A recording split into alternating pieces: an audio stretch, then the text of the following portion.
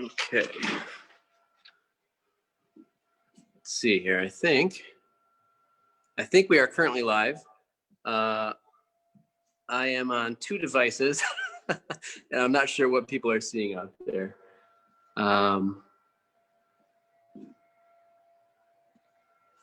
Let's see here. Okay, if you can in fact see and hear me,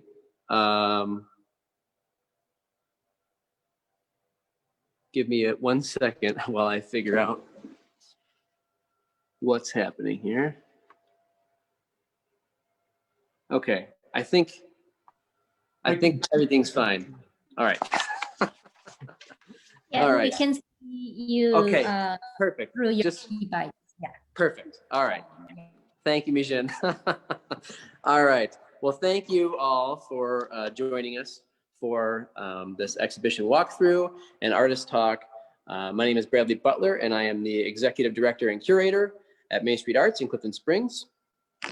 Tonight we'll be taking a look at the new exhibition, Constellations, which features work by Sara Baker Michalak, Mizin Shin, and Bill Santelli, who will be joining us shortly for a discussion about the work in the show. So this exhibition explores the idea of micro and macro relationships and connections, either worldly, astral, or metaphysical. And actually, I got this idea for the show after seeing Mizin's work in person. She was included in a show on our 2nd floor of the summer called Figure Ground. And after looking at her work, I got to thinking about the stars. Her work really reminded me of a map of the stars. So I started thinking about that and thinking about stars on an individual level, thinking about them burning in the sky as, things all on their own. And then thinking about them, how we think of them as something larger, think about a constellation and what we refer to constellations for, whether it's navigation or thinking about astrology, things like that. And from there, I sought out other artists to be included in the show. And I went through our open call that we have on our website, found Sara Baker Michalak on her submissions, and contacted her to be in the show. And she was also included in a previous show here. She was included in a small work show a couple years ago. And then I had seen new work that Bill Santelli was posting on Instagram, and decided to ask him to be in the show, and that kind of rounded it out. And Bill was also included in a small work show and also an exhibition called Utopia Dystopia in the past. So that's kind of how the show came together. And tonight I just want to give you an opportunity to see the exhibition, and hope that you'll also be able to make an appointment to come see the show yourself. And we will also be putting this exhibition in our interactive exhibitions page on our website. And that will be online sometime this weekend. So you can see it in multiple ways, whether it's in person or from the comfort of your own home. So I just want to see if I can, let's see. There we are. Okay, so now we're going to get a sense of the show here. So this is the first show of the 2021 calendar, and I think we're off to a good start here. This was a very striking exhibition, and one of the first shows to really have an installation piece as a big portion of the exhibition, which we're excited about as well. So I'll show you a few pieces by each of the artists. So we'll start. This is Sara's work here, and I won't go too much detail on the work itself because I'll let the artists speak for themselves on that, but I'll just kind of pop around to a few pieces by each artist first. All right, and then we've got some work by Bill here.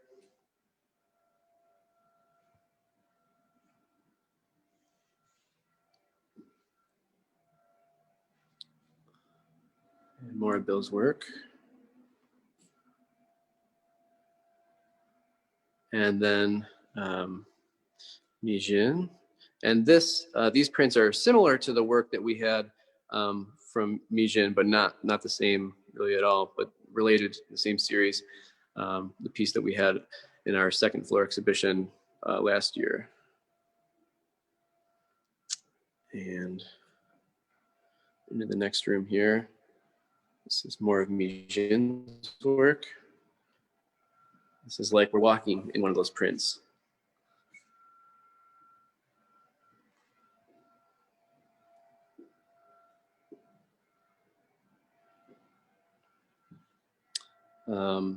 And you know, the show, while I said it starts with the idea of thinking about stars, that's not really what the show is about, even though that may be related to what some of the artists are thinking about. But really it was just the idea of connections on various levels, you know, whether that's on an obvious level or something more subtle, the way that maybe we all connect together as individuals and then make up a collective society is kind of what I was thinking about. And then the work all comes together and makes us think of different things as well.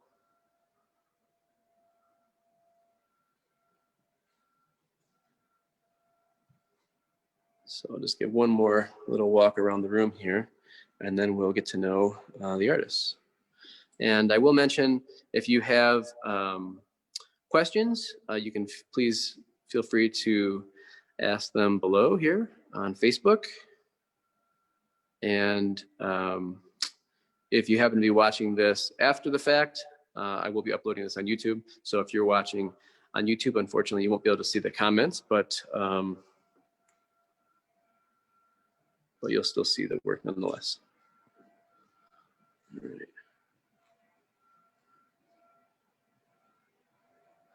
All right, and then I'm going to go over here to my production studio and let's see.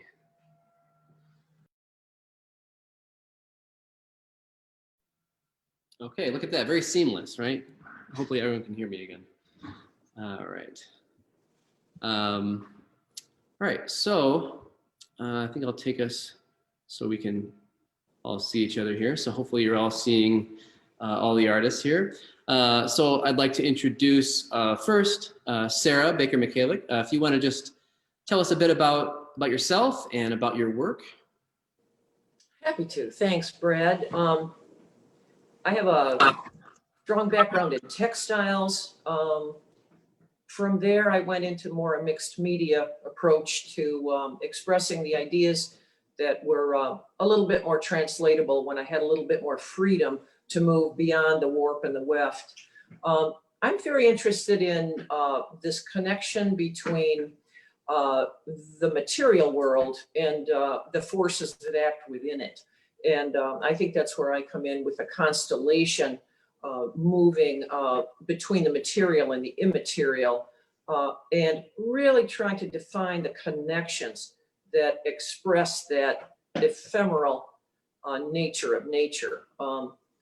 Most of my ideas begin with experiences in nature, mostly long-term observations in nature, observations of the cycles of nature. So it's kind of a macro view of nature rather than specific events in nature. So in a sense, it's the natural events and what they seem to tell us as they go on and on, both in our sense of time going on into the future and also back. My work is largely subtractive. The collage is a process of building up imagery, often beginning with natural imagery, but I work in layers. The imagery will be on various levels of translucent and transparent papers. So there's a sense of seeing through some of the layers into the layers behind. Now, once I build up the surface and have quite a few images happening, referring really to the sense of this fluidity. Things are not always as we assume in terms of a hard timeline of things happening. I like to work with the idea of time as overlapping. We're not locked into this sense of the past and the future and the present moment. I tend to experience it all as not dreamlike as much as metaphorical, for the past is always present in terms of memories, it continues to influence us as new ideas come in. So it's this layering of time that I have a sense for, and I see it in nature. I see it in the natural world. And I think of it very, very literally as our own experiences as well. We live very much within the laws and opportunities that nature implies in its constant creation, as well as its breaking down and passing. And then, of course, it's the perennial cycle of rebirth. So I get a lot of that in my work. After I build up these layers, I begin with the subtraction processes, meaning sanding, washing, scraping.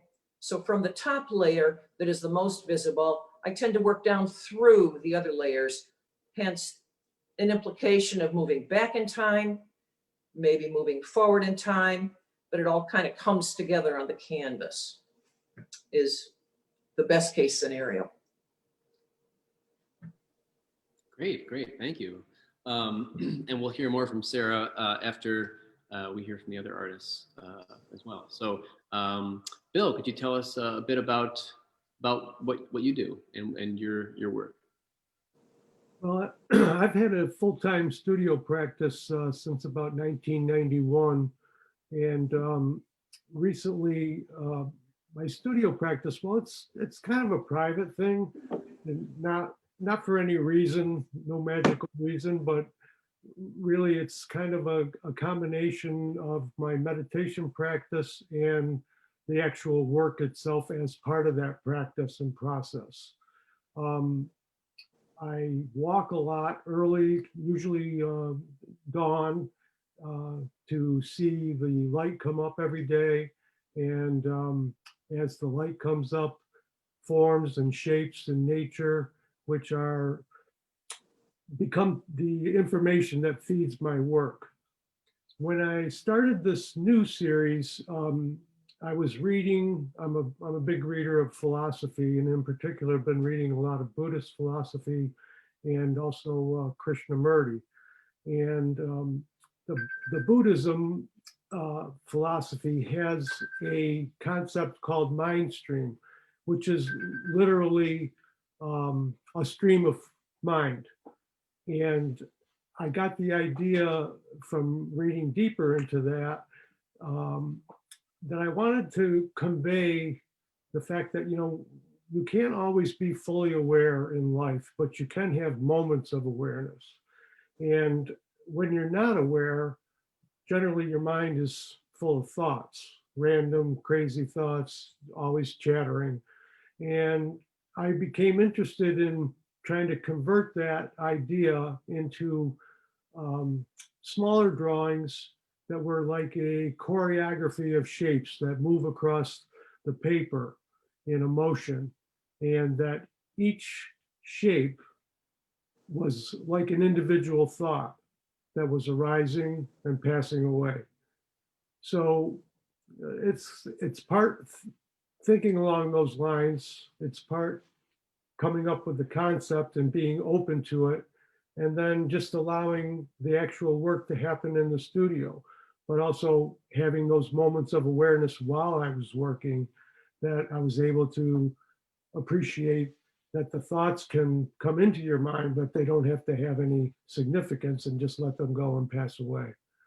And so the oval shape I chose because in a lot of my earlier works, I had circles, triangles, squares, and the oval shape I had been seeing a lot on my morning walks.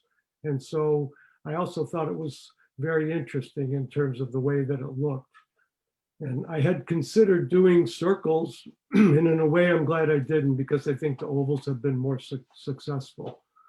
And the only other thing I would say is, of course, in my work, most people who have followed it or are aware of it, I'm known for my bold use of color, form, shape, and line. And I think this is a continuation of that. It's always coming and going.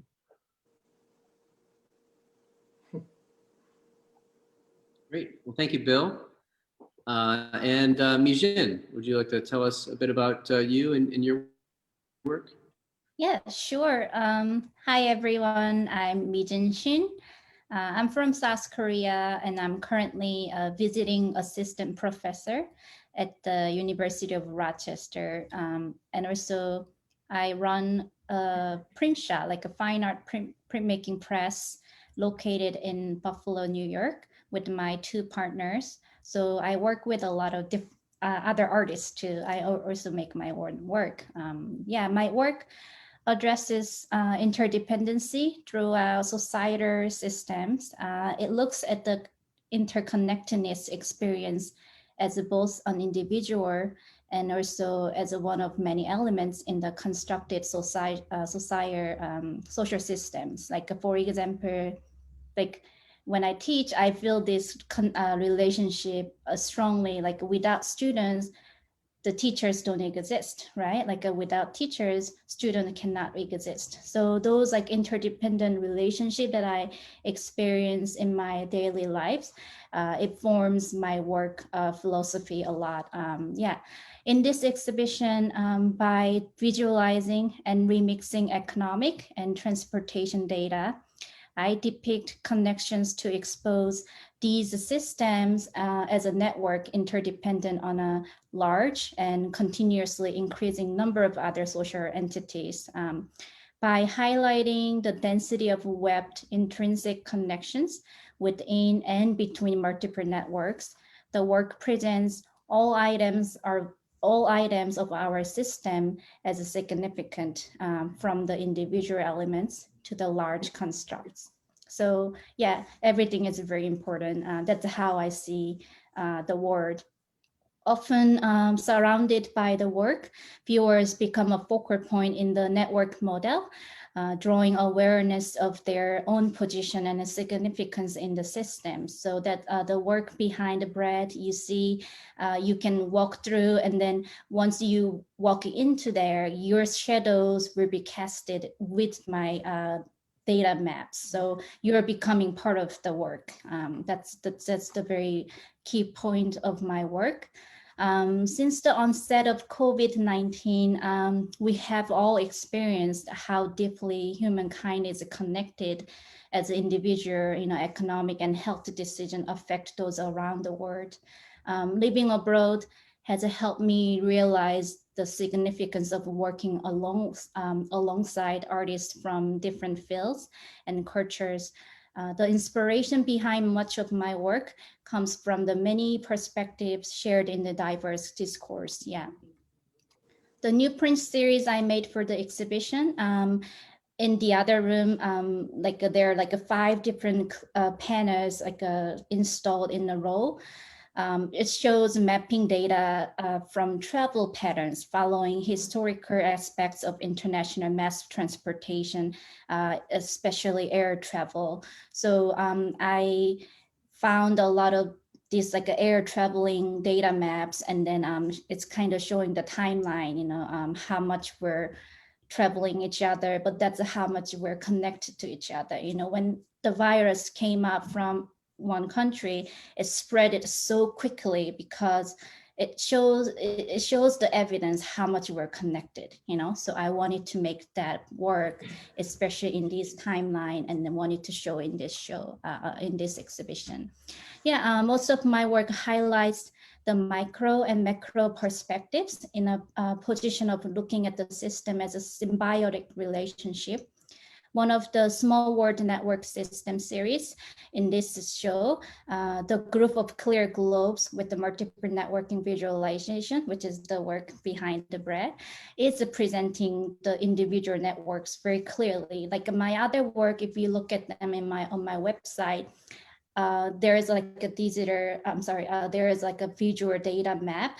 I connect them through and then repeat infinitely, but the connection is almost seamless. So you can really tell if it's like a one giant pattern or just one single pattern, but especially for the installation, I wanted to highlight those individual networks really. But also you can see the macro networks that are constructed by shadows on the wall. So the soft connection that you see on the wall or as a part of the connection that I wanted to talk about. The work describes the idea that depending on the given environment, the consequence of networking relationship and constructs can be changed. Yeah, so I hope that helps to understand work statements. Yes, thank you. Yeah, thank you, Mizin. And I just wanted to read a few of the comments people have been saying. Let's see. So going back, thinking about Sarah's work. Let's see. Celia Crane said, "I love Sarah's thoughts on nature and time and how she crystallizes this fluidity in her compositions." So thank you, Celia, for that comment. And also, again, about Sarah's work, Valerie Wellenwender. I loved your description of your process of working, Sarah, especially the building up and then scraping away, going forward and backward in time. Very intriguing. And then Celia Crane again said, "I'm also a big fan of," this is the name you mentioned, Bill, and I'm not sure if I can pronounce it, Christian Murdy.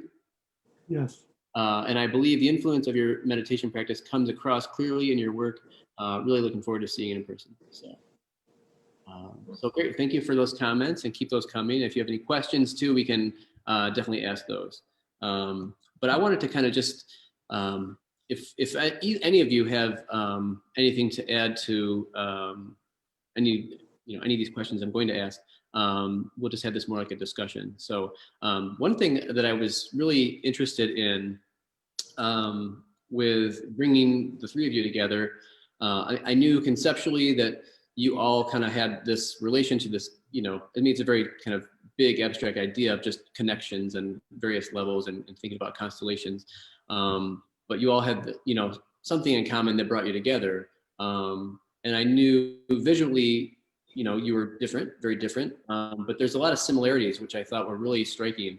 And I'm thinking especially like the ellipse shape in Bill's work, and then seeing, I don't think you can really see that well, but there's the shadows kind of create the same shape from Mizin's piece. So when they're cast on the wall, you can, let's see, where's my finger? You can kind of see them, they're cast here. And then, Sarah also has similar shapes in some of the graphic, images that are embedded in the collage process. So it's just really interesting to see once it all comes together, the similarities that you can notice. So, and also all of your work, you have a kind of a visual language you're working with that you can repeat certain things over and over. And I think it's especially present in Bill's work because of the type of work that it is. But it's just really interesting when you have a lot of pieces by one person, and you can definitely tell it's that person. And the work seems so similar until you start to really, dissect and compare back and forth, and then you see all those differences. So, I think that's just a really interesting thing. Maybe we can start there. If either of you have, Sarah, yeah. Sure, I'm really stimulated by the idea, first of all, the similarity in shapes of the relationships among the three of us, and that they begin with a circle, ellipse type idea that I mean, there's so many layers of metaphor there in terms of things beginning with a circle, beginning with an egg, coming unwinding, winding back. And they seem to imply this invisible force also of continuation. The circle is pretty much a universal concept throughout time and culture for continuation and consistency. But we all do it a little differently, which I think is so suggestive in a good way as far as differences yet connections, and that the connections are largely invisible, but they're there. And we need to discern those languages sometime via thought and deep observation, careful observation. That's an interesting observation, Sarah, and it kind of made me just have a memory jog. What I was going to mention in my opening statement was the effect that the pandemic has probably had on you and Mizin, as well as myself.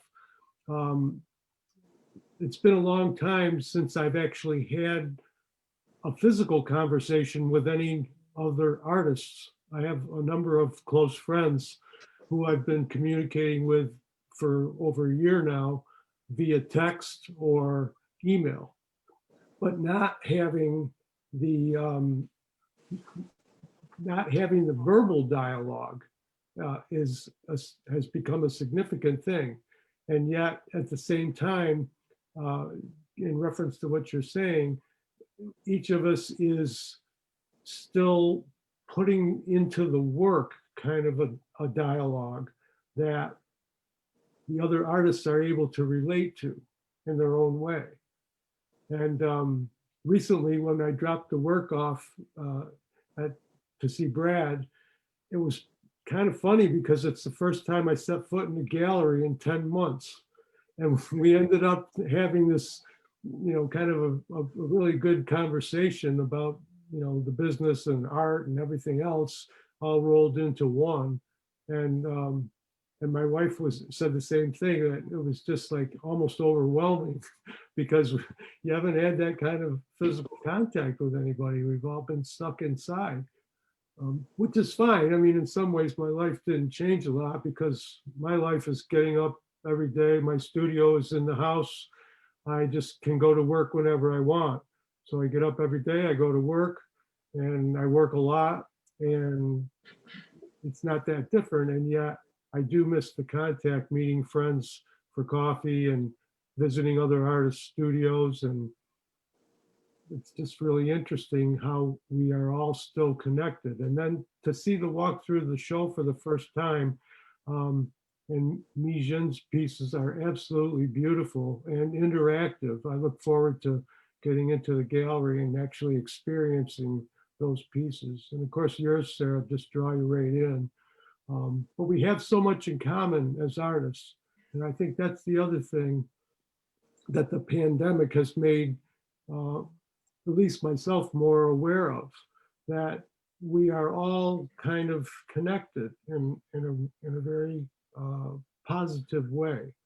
And so I think it shows in our work. And I think other artists I know are experiencing the same things. So I think the isolation nudges us to think about how else are we connected besides physical meeting. And in some ways it broadens our sense of what awareness can really be. What can connection really be beyond meeting on the corner for a cup of coffee? Exactly. That's one way to connect. But we have been forced to really, we've been challenged to consider connection and disconnection. So maybe our sense of connection and the sense of ourselves forming a constellation of a community, maybe that limit has been pushed and pushed and pushed to consider the unknown. Yes. I think it's interesting that that constellation, it's always expanding, and I mean, sometimes contracting, but hopefully always expanding. And meeting new people, bringing those people in, and then that kind of changes the moving forward. I mean, and then so even thinking about that makes me think about Bill, when you're talking about your following that thought pattern thing. I mean, so it's just really interesting how on so many levels connections are made. And then thinking about your work again, we had another comment, Bill, from Tom Amico and Roxanne. Said, Bill, love the idea of small particles floating and the idea that these are actually thoughts that are magnified in your work, that are realized dimensionally, and when we observe the shape of the world. But it's also interesting, thinking about talking about the show. It's invariably we end up talking about the state of things as they are right now. That's kind of an interesting thing. It's an ever present thing in all of our lives. So I think a lot of people know that the notion, that everything is connected or we are all connected. The connection is very important in our lives. But until you see some kind of like a example, like for this case is an artwork, right? I think it doesn't come to their mind really like a strongly. We all aware of that, but we don't really think carefully when we look at something or when we experience something or when we make a decision. But I think that's the power of the art. We can deliver these message in like a visual form, so people can put their own, association, their own interpretation, and their own idea, and then that comes to them, and then that affects to their next decisions. So in that sense, I really appreciate what Bill and Sarah make. Like when I look at Sarah's work, all those layers that created from your emotions, like every actions you do for that painting, for the work, it forms the the final outcome. So all the relationship from your hand, the material, the time, I think that's all work together, and then same as Bill's work. So I see this exhibition is very strong in that sense. Yeah. That's Mizin, interesting. yeah, that's a really interesting thing. And the pandemic, I think, has caused people to, I mean, it's the artist's job to make people think by putting the artwork out there. But just in terms of the general public, I kind of call it like they're going through a disconnected connectedness, because they've been disconnected and didn't really appreciate the connections, the way they affected their lives. And another interesting thing in the show is we're speaking about layering. And obviously, I'm just blown away by your thought process in terms of thinking three-dimensionally. And there's layers in that, even though that you can get in there and walk around the piece. And in the prints, the same thing.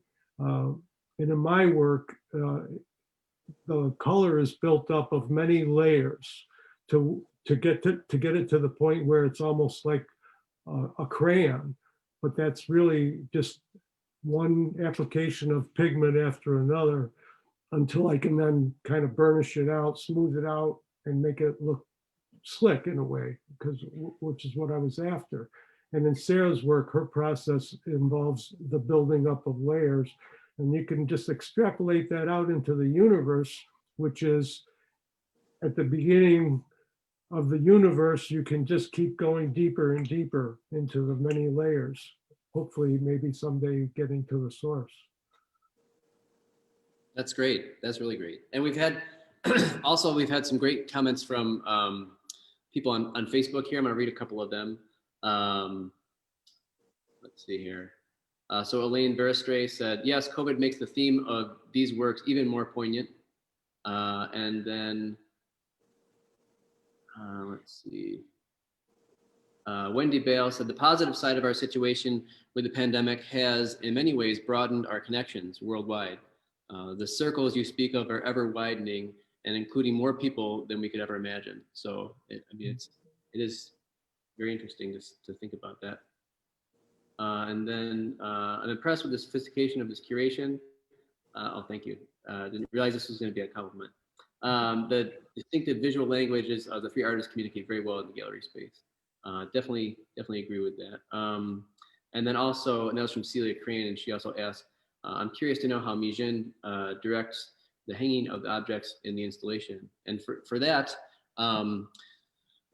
we always have such a tight timeline in between exhibitions. Like there's less than a week to bring one show down, patch the walls, paint, and then install the show.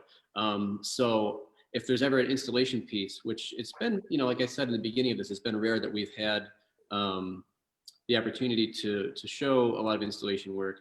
But I just make sure that I know exactly what the artist wants and make sure that I deliver on that. So, you know, she had previously shown this piece, I think just one other time.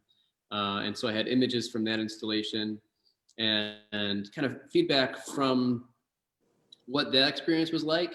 And then in, you know, in thinking about what the space is here, you know, Mizin had some comments about how she would like to see it. And then there were also some diagrams. So just kind of a collaboration in that sense, just making sure that I know exactly what she wanted and then trying to deliver that best as I can with, you know, limitations of what we have here in our space. You know, we definitely have,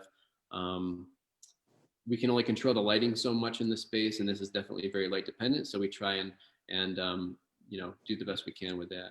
But definitely one of the things that she made clear was that the shadows are very important in the work. So I really tried to have multi-layered, you know, shadows. And I will do another round again so we can kind of see the work again after the discussion. But it's really interesting to see the way the light has an effect on the color of the shadow too. Because when we use our overhead lights, you know, just the white light hitting the orbs that are hanging, that casts like a darker magenta shadow because of the color of the LEDs. And then when you have the LED light going through the plastic orb, it turns to like a yellow color. So it's just really interesting to see all the different ways that these shadows appear. And then also if there's no magenta light on one of the walls, then that's another different shadow that's being cast by the regular gallery lights. So really try to just pay attention and you know, honor Mizin's requests. So that's how that worked. And then a comment from Carolyn Grady. The discussion is very interesting as I think about the ways we have non-physical relationships with others as well, and other, you know, parts of the world at large. So yeah, this is a great discussion on Facebook too. So let's see. Does anyone have? I can walk around again, but does anyone have anything else to say before we do that? Just want to pick up on one comment that Mizin made and connects right back with what Bill was talking in a meditation practice too. Mizin was mentioning specifically the language of art and how it refers to some of these constellation kinds of ideas about connecting. Just to say how powerful art can be when there's an audience. You know, that audience member is part of the constellation. And if audience and the art work together, there's that fluid language as well, the language of art, the language of seeing and communicating in that sense. So it's this fluid, again, this fluid reality, this metaphysical, it's the physical and the fluid together. And without it, you know, it's like one is not complete without the other. So thanks to the audience as well. And speaking of audience, boy, this is just full of good segues for me. Speaking of the audience, we have another question from Celia Crane asking how the gallery is handling live visits. And that's a good thing to ask because I didn't really mention that at the beginning. So we have been back open to the public since June of 2020. And ever since then, we've been very careful with limiting number of people visiting the gallery, making sure that all of us here are wearing masks and sanitizing surfaces, common touch points after each visit, and making sure obviously that people who come into the gallery are also following those procedures as well. So there's a maximum of 6 people in the gallery at any time, 6 visitors. And we have an appointment system on our website, and we allow for up to 4 people to make appointments per hour. And then the other, to get up to that 6 number, we allow for 2 walk-ins at any given time as well. And then once we reach that capacity, then we just put a sign on the door that says we're full, and that's kind of how we handle that. And like I said before, we will have this up in an interactive online format soon. and we'll be posting about that, so you can engage with the exhibition that way too, in case just being extra cautious and not going out to different places or limiting places you go to, or if you're just not even in the area and can't see the show in person. So we make that available that way as well. So, but we're definitely, if you're willing and able to come to the gallery, we are excited to see you. And like I said, we take everything very seriously. And I don't have a mask on now because I need to talk to you, but normally I would have this on my face. So. So I think we can take another trip around the show and see some of the things we've been talking about. Now, I have a different device this time, so that'll be, I think, pretty fun. So we'll see. A laptop is not really the best for giving a tour, but we're going to do it. So we'll go back and check out Mizin's installation piece again, so we can see those shadows we were talking about.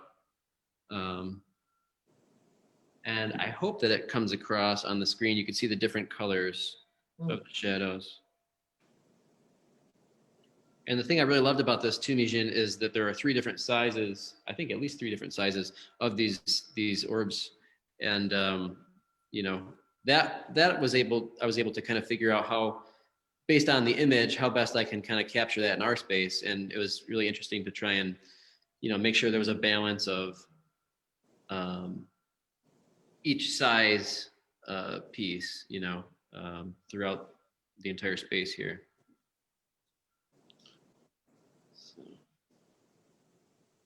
and like I said, it's almost like we're walking into one of your prints through that installation, so you can see the similarities. That's very effective too. And it's really interesting to see, we'll go from Mizin's piece over to Sara's here, and similar repeated use of circles and lines, but in a totally different way. And then over and see what it builds here. Try not to get a glare.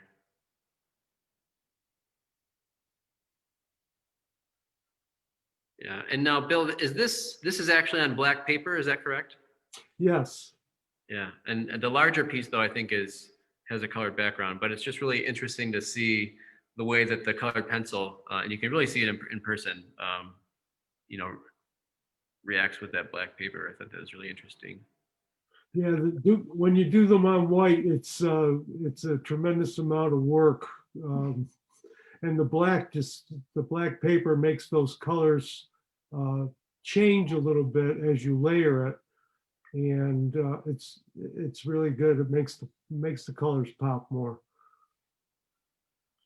And again, thinking about similarities between the two of you, I mean, seeing the linear elements in yours, Bill, against those shapes, and then thinking about that as we look at Sara's work, it's really interesting. And the thing I love about installing an exhibition is thinking about, what's going to be brought out when you put 2 pieces together. And so in thinking about the color choice here, the yellow kind of ochre color in your work, Bill, brings out that kind of warmth in Sara's work. Whereas if I put one of your blue pieces next to this piece, it would have kind of a different effect. It would pull out some of those other different colors. And it's really great to be able to figure out how the exhibition will come together.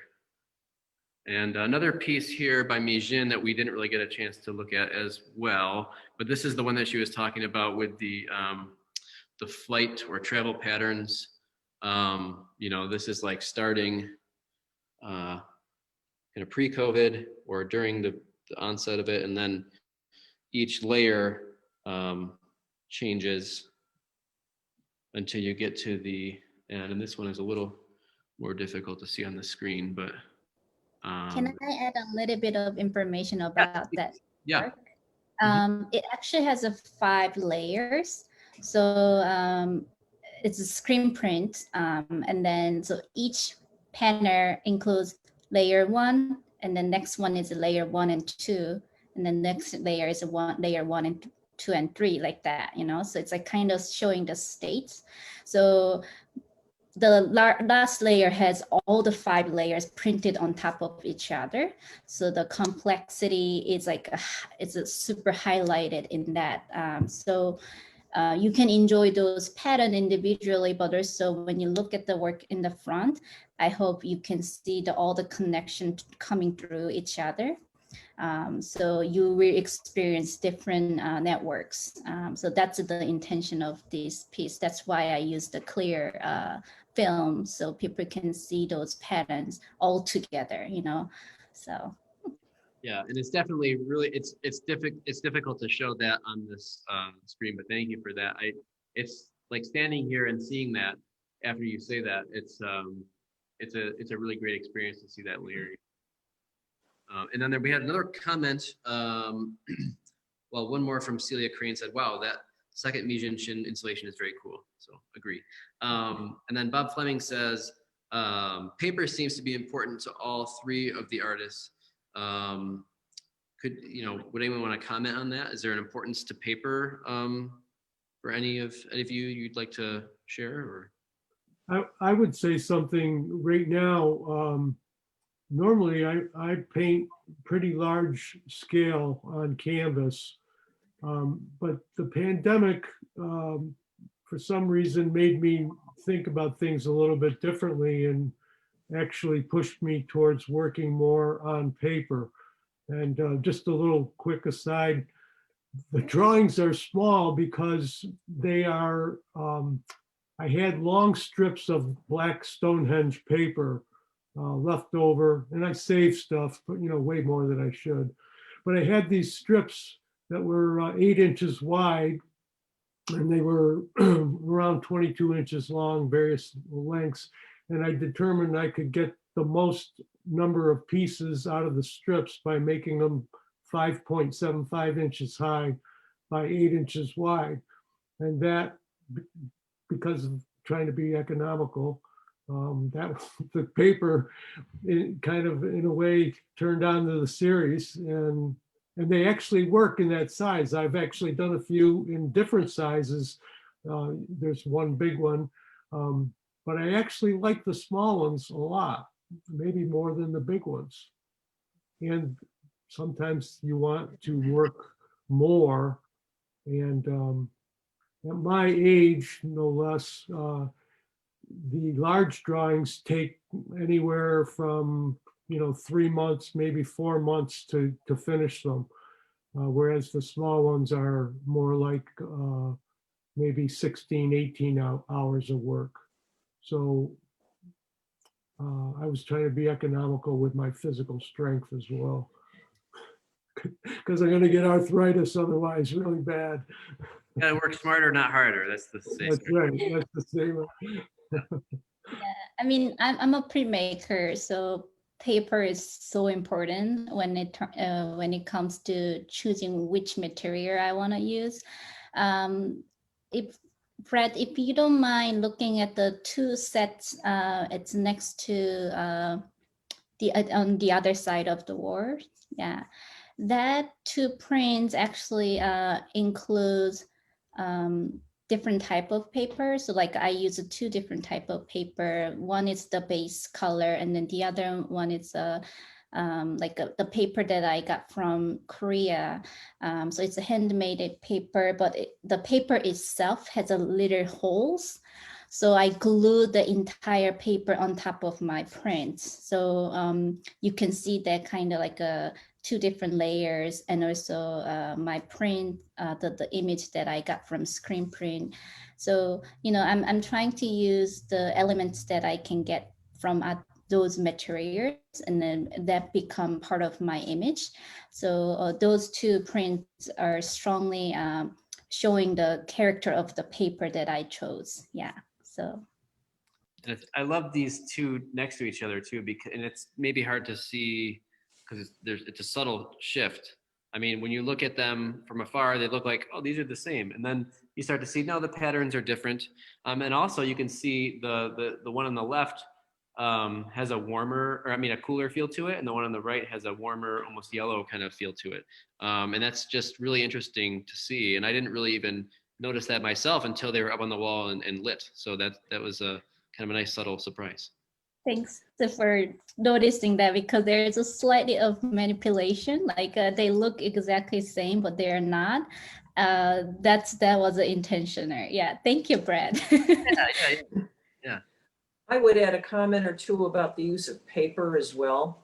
I think an artist's choice of materials come over long periods of time and come out of various experiences and intentions and motivations. I come from a fiber background, so paper obviously is lots and lots of fibers that form something very thin and something very flexible, but also something very cohesive and strong. I like the sense of paper, its flexibility. I like its skin-like quality. So there's a relationship between my body and the material I use. I feel it's very much a material that's deep and with connotations and connections. I also like with paper, its flexibility in terms of how I can use it. I can use it in 2 dimensions or 3 dimensions. I often have loose edges that are coming up off an earlier layer. I like that sense of skin-like layers, almost like shale, that peel and grow. And also the sense of translucency, transparency, the various papers that I find, the ephemerality of that. I can have a very lively interaction between the layers as these variations express themselves right in the material. It's a very alive kind of relationships going on. Great. Well, I think we are at a nice stopping point here. So thank you first to the artists and then to the audience. Thanks so much for this discussion, and thanks for joining us for this walkthrough. It's been great. And as I said, I hope that as many people as possible can come in to see the show. And like I said, you can do that make an appointment on our website, which is mainstreetartscs.org. And we are open Tuesday through Thursday from 11 to 3, and then Friday and Saturday from 11 to 6.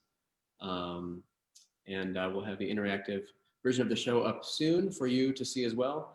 And there's also currently a collection of photos of the exhibition on our Flickr page too. And you can find all that on our website. So, so thanks again. Yeah, we'll see you. Great job on the installation, Brad. It was really nice to see it tonight. Excellent. Yep. Thanks to everyone. Thank you. Yeah, thank you so much, everyone.